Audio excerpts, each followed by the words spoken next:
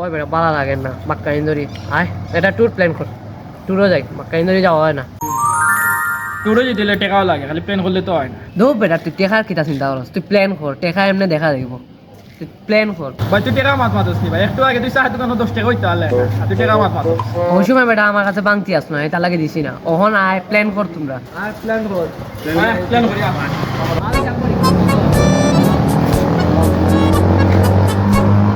यार আমরা ওয়াটার পার্কে যাই আও হিসাব করি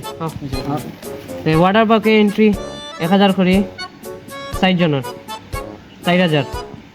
প্লাস খানি আমরা খাই মনে 2500 ধরিলা দুপুরের এরিয়া যাওয়া 1500 বাদে সন্ধ্যায়